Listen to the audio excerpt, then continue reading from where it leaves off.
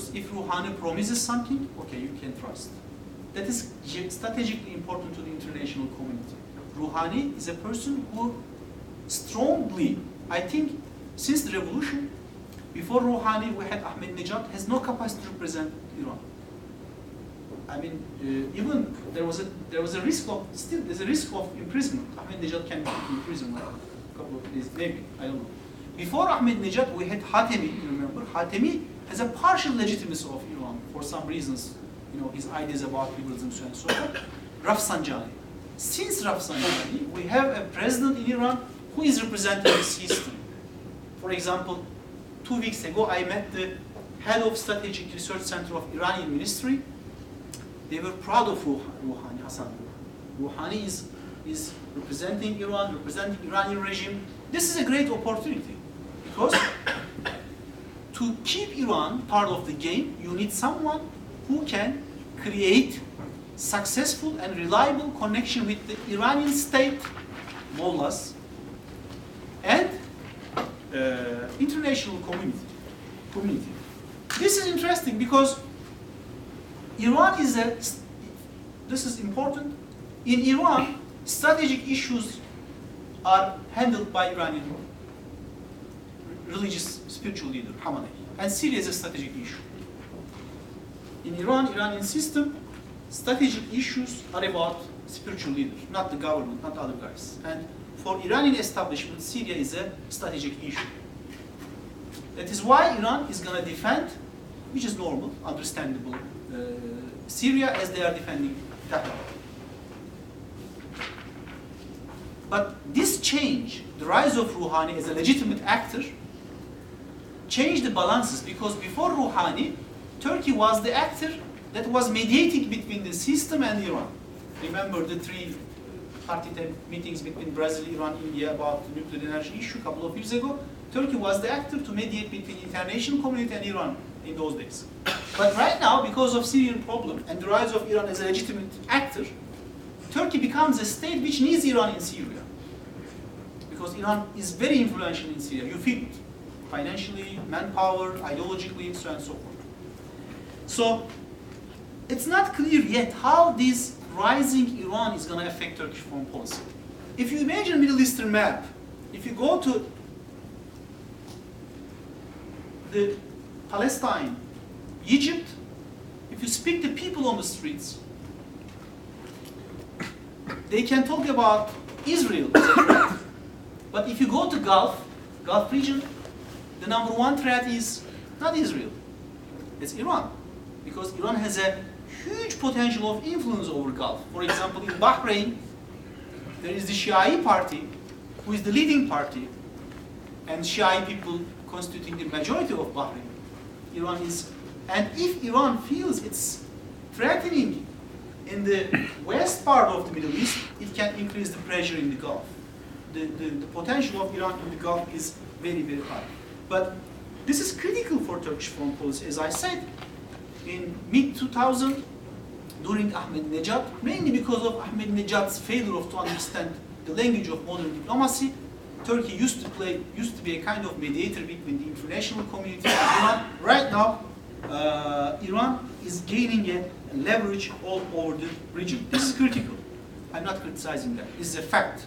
I think it's a tremendously important process, and this may create a chain of follow-up events in the whole region, because comparatively speaking, I talked about the state collapse in the beginning of my speech. Iran is the leading capacity to create proxy power in the whole region. Iran is very strong in Caucasia, for example, in Turkey even. I mean, many prominent Iranian scholars' books are translated into different languages, maybe Arabic, Turkish. So Iran is the leading country in terms of proxy producing power. So this is a highly interesting point, and if this deal with the international community and Iran continue in this way, it's going to be interesting perspective for Turkish foreign policy. Let me summarize my lecture on this point, and I will be happy to hear your comments and questions. Basically,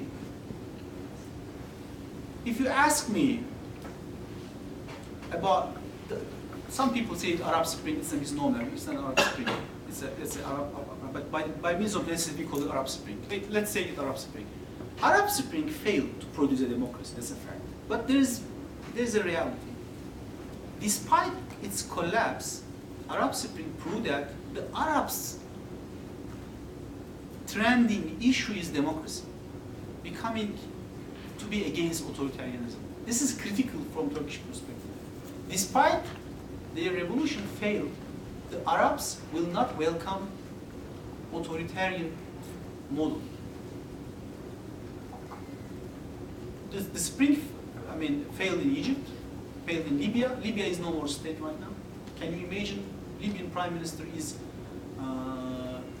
taken in custody by some troops from Libya when he was in Egypt. So there is no functioning state in Libya right now. Libya is a tremendously different place, and we don't know where it's going. But historically speaking, before the even Arab Spring, Libyan situation was different. The statehood nature of, there's a very prominent American scholar, Lisa Anderson, who is focusing on Libya. The message of Lisa Anderson literally is Libyan state is different compared with other states. But despite the fall of Arab Spring metaphor, the Arab people,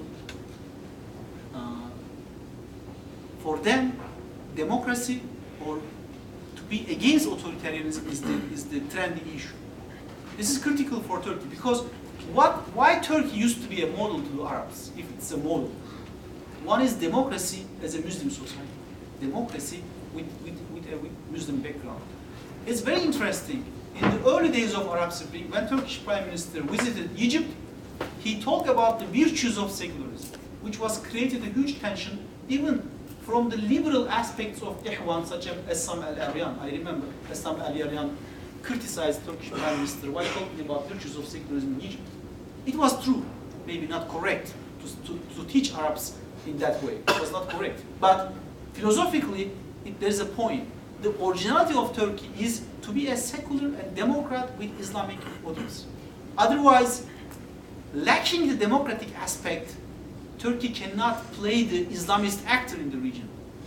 Because Arabs believe that it's the Arabic culture, Arabic language. It would be very naive to expect Turkey to play the Islamist card in the whole Middle East. Maybe some part of Palestine, but not in Egypt, not in Jordan, not in Syria, in some part of Syria.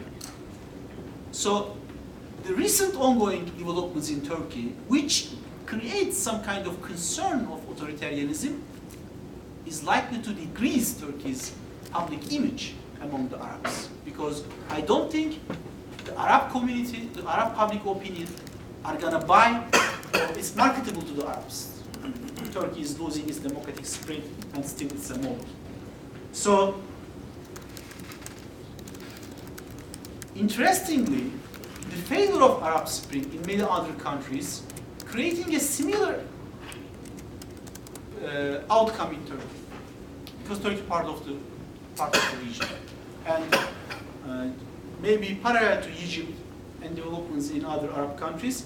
Interestingly, we are observing again some kind of authoritarian tendencies in Turkey. I think this is also very clear. For example, it's been the first time in the last 10 years the European Commission warned Turkey because of basic Copenhagen criteria, human rights and rule of law. In the last 2 or 3 years, we were receiving usual criticism on technical issues.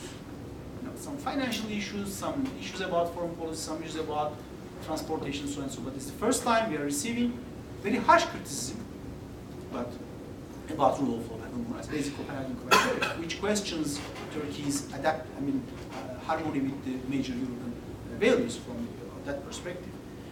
I think this trend also is risking Turkish foreign policy in the region, because despite the problems about the Arab Spring legacy, I don't think for the larger Arab communities, a state with authoritarian tendency has a potential to be a model. What is the advantage of Turkey? Something happened in the last 10 years which is very positive. When you look at the geographical map, Turkey has problems with Russia. We have different understanding about Georgia. We have different understanding about Cyprus. We have different about Syria. But our trade volume with Russia is more than $40 billion. Even with Syria, our trade is tripled in the last 3 years. That is an interesting point, which is important to understand Turkey. In the last 10 years, Turkey has developed a group of businessmen who can act independent of politics, despite the problems in politics, which is still good for Turkey. I mean, for example, with Iran, we are different on many major issues. In Syria, it's an almost proxy war between Turkey and Syria, but our trade volume is increasing.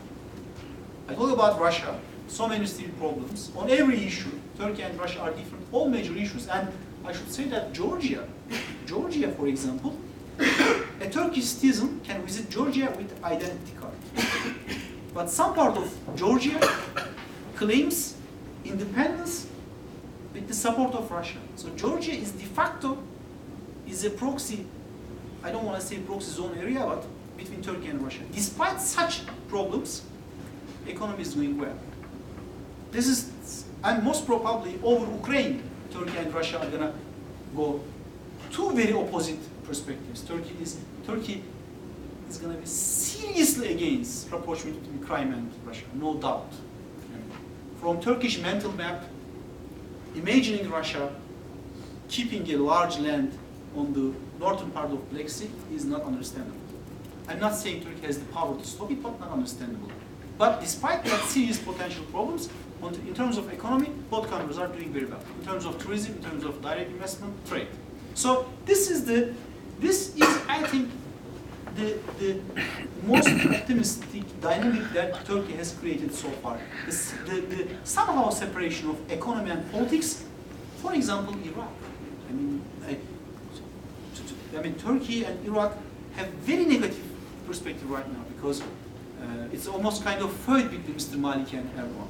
They say to each other very undiplomatic things past. But despite that, Turkey's trade in Iraq is rising because of these autonomous economic actors. So Turkish foreign policy should be analyzed in two levels. One is the politics, the second is economy.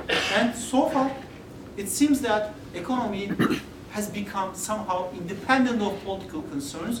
Maybe this is the state collapse because all actors are realizing that states are collapsing in the region. So we shouldn't, pay too much attention to economic, political factors and continue our economic concerns, which is good so far, which is good. And the Turkish business community is doing very well despite these problems. Okay, thanks for listening for me, and I'm open to any kind of question or comment. Thank you very much for listening.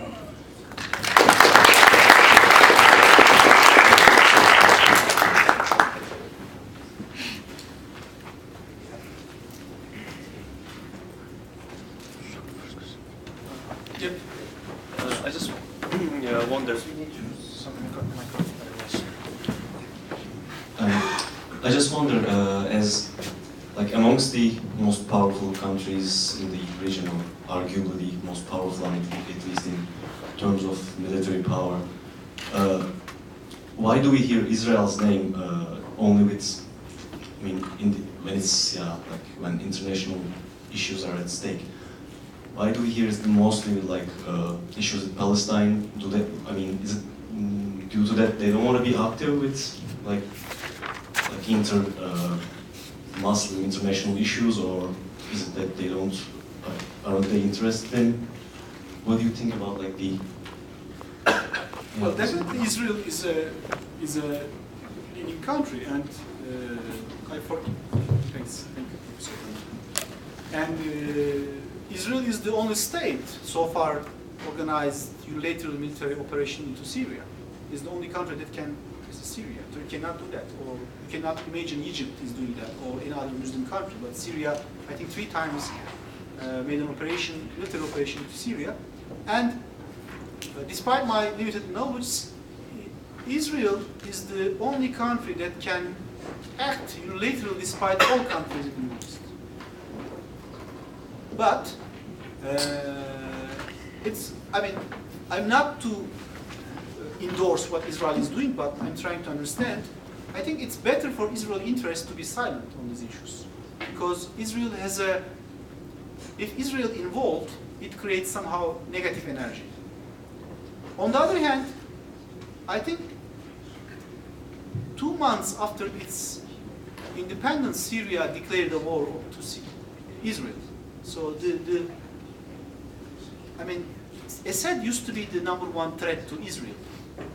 You know, Golan Heights, the other issues. So from very deep Israeli perspective, a weakened Syria could be better. But it should be controlled, because the problem for Israel is the rise of radicalism. I talk about Syrian problem is transforming to radicalism. There is another issue, Sinai. Sinai between Egypt and Israel is now very active in terms of this stuff. And as far as I know, Israel is tolerating Egyptian army to violate protocols of peace agreement, Camp David. Because the Egyptian army is acting against terrorists on Sinai. They are tolerating that. So from Israeli perspective, #1, I mean, if you speak with Israeli guys, #1 issue is the radicalism issue. But I mean,